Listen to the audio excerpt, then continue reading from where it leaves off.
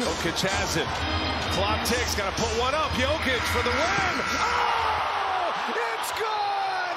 Jokic got it off in time, and the Nuggets win it. This shot, it never should have happened. Nikola Jokic should have never had the opportunity to pull up from 39 feet and bank in the game-winning three. Not because he's undeserving of this iconic moment, but because the Golden State Warriors completely choked the game away. With 6 minutes and 51 seconds left in the fourth quarter, Andrew Wiggins hits this mid-range jumper. At this exact moment, with an 18-point lead in the fourth quarter, the Warriors had a 99.6% chance of winning the game according to ESPN's win probability metric. But they didn't. The Nuggets would go on a 25-4 run, gifted to them in the clutch by Steph Curry. Brick, turnover, Denver with the ball, game over. Jokic is ecstatic at the fact that he doesn't have to play overtime. He gets to go home to his horses. Watching a team choke in such a manner is shocking, but not as shocking as some of the biggest choke jobs that we've ever seen. Get your popcorn ready, but try not to choke on it.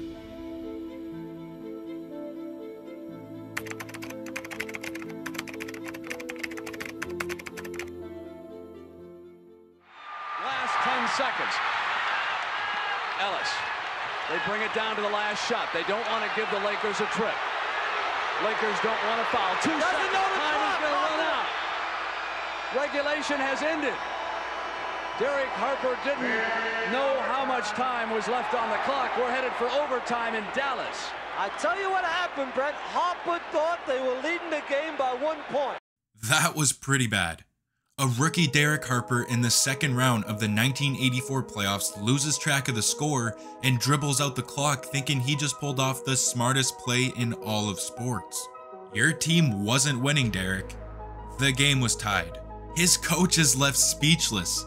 Derek apologizes immediately, realizing he just cost his team a golden opportunity to tie the series at 2 games apiece against the Magic and Kareem-led Lakers. He choked.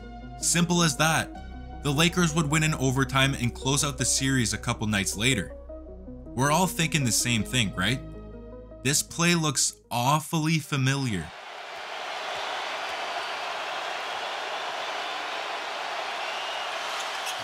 Hill misses. Rebound goes to the Cavs. J.R. Smith brings it back out. Throws it to Hill. Hill shot blocked.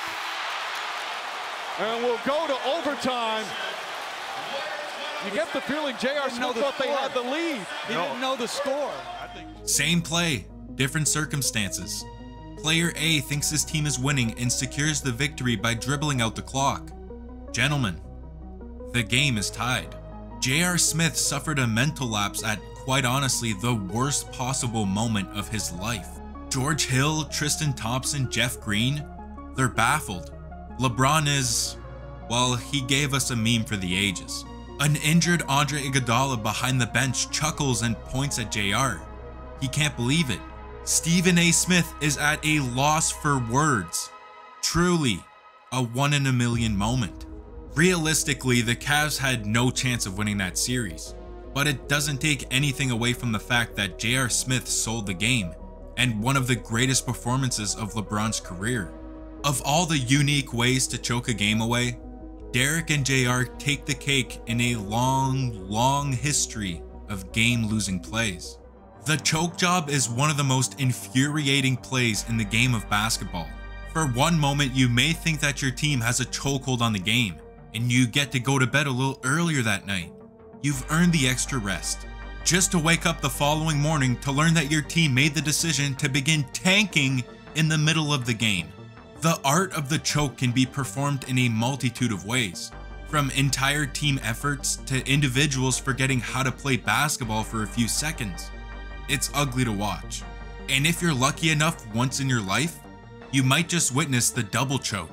Like when the Nuggets and Jazz faced off in 2011. With 1 second left, Utah hits a 3 to cut the lead down to 2. KJ Martin takes out the ball and is about to inbound it, but he changes his mind at the last second to not make that pass. His hands don't agree. He fumbles the ball right to Andrei Kirilenko under the basket and... basket. Timers run out. It slipped out of Martin's hands, and I thought that was the game. Right here. Before this, though, he said, here, touch it. Yeah. Oh, my goodness. He choked, and so did he. But only Kirilenko will live with the regret of losing his team the game. But if you thought that was bad, how about an entire team forgetting where they are? The New Orleans Hornets are down 2 points to the Lakers with 2 seconds separating the shot clock and game clock. If the Hornets play this properly, they can get the stop and have 2.5 seconds to tie the game or take the lead. They set up their defensive scheme. Anthony Davis down near the rim to protect any drive to the basket. Except that's not his basket. What a defensive call! Slam dunk by Bryant! In the most important moment of the game, the New Orleans Hornets forgot which side of the court they were on, giving Kobe the easiest 2 points of his career, and there isn't a soul on the Hornets bench that moves a muscle. They're in shock. A true team effort to choke the game away. But in 2015, it was an individual effort. Tie game between the Clippers and Blazers with 2.8 left on the game clock and only 1.7 left on the shot clock. They're gonna have to go quick. They inbound it to Chris Paul, but he misses the leaner off glass as the shot clock expires. And what happens next is... you're gonna have to see it for yourself. Up and out, halfway down. Jordan had time to put it back up. The clock stopped. And the correct call is made. The game is over. Instead of going up for the game winner with 0.7 seconds left, DeAndre Jordan does his best Statue of Liberty impression. The game clock mysteriously stopped when the shot clock went off, making these 0.7 seconds feel like an eternity. Chris Paul is jumping up and down and screaming at Jordan to get the easiest game winner of his life. Scott Foster is bewildered as he wonders how these 0.7 seconds have been ticking down for over 5 minutes. It's pure chaos. I love it. But according to the rules, if the clock was stopped accidentally, the time still ticks, ending regulation and leading to an overtime loss for the Clippers. The scorekeeper made a mistake, and DeAndre Jordan choked. Nothing new in Clipperland. Truly a missed opportunity. And missing is the motto for the Toronto Raptors. It's game 1 of the 2018 second round playoff matchup between the Toronto Raptors and the Cleveland Cavaliers. In a tied game with 12 seconds left in the fourth quarter, Toronto can hit a go-ahead shot and set the tone for the series. DeMar DeRozan attacks the rim and finds a wide open Van Vliet. It's time for revenge. No, he bricked it.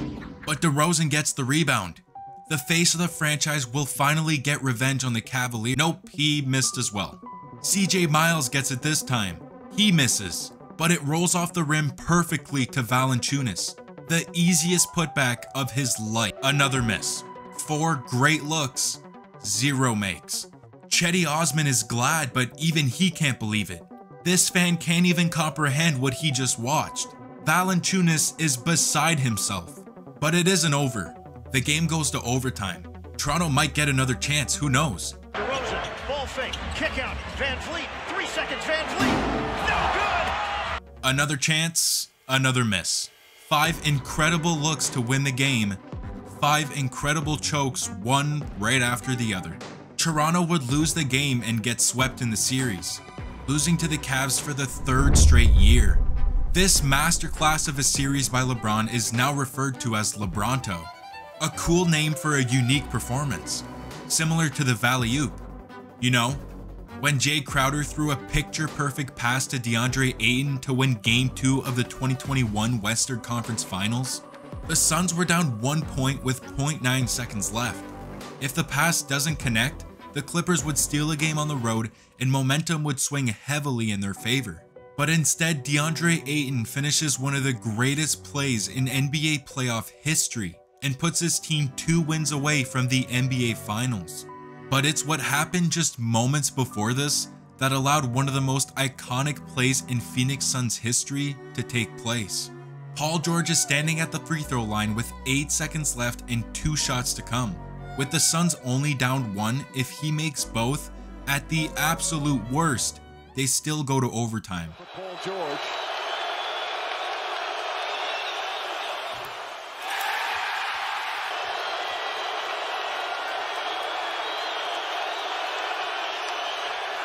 Missed another, and they call timeout. PG cannot believe that he just missed both free throws, and he won't be able to fathom what happens next. That big body in front of you. Crowder looking, throws it alley. Oh! Ayton puts it down! He puts it down! It's over! A year after Paul George was labeled as a choker and not clutch, he was given the opportunity to redeem himself, but he choked. Phoenix would go on to win the series and make their first finals appearance since 1993. The free throw line is a historical area for losing games. All eyes on you. They're pros, but the pressure is still there. And missed free throws have happened at even worse times. That's bad, but not the one I was thinking about. I'm talking about this man, Nick Anderson. It's game 1 of the 1995 NBA Finals. The Shaq-led Orlando Magic are facing off against the Hakeem-led Houston Rockets, looking to become the 7th team in NBA history to win back-to-back championships. With 10.5 seconds left, the Orlando Magic are up 3. Nick Anderson is sent to the line for 2 free throws to make it a 2-possession game. You may already know Nick Anderson as the guy who stole the ball from Michael Jordan in the second round of these same playoffs. He's made some big-time plays, and he's already made 12 of 15 free throws on the night. He only needs 1. He couldn't handle it, but the Rockets have hurt themselves In fourth quarters. Today, though, Orlando 12 of 15 at the line. And Anderson missing on both, but gets to the rebound and again draws the foul. Or not, but Nick Anderson's a dog. He got the rebound, he's hyped. Shaq and Horace Grant are talking to him. He just saved the game and himself. Anyway, they were going to do it by committee, and another miss by Nick Anderson. Never mind.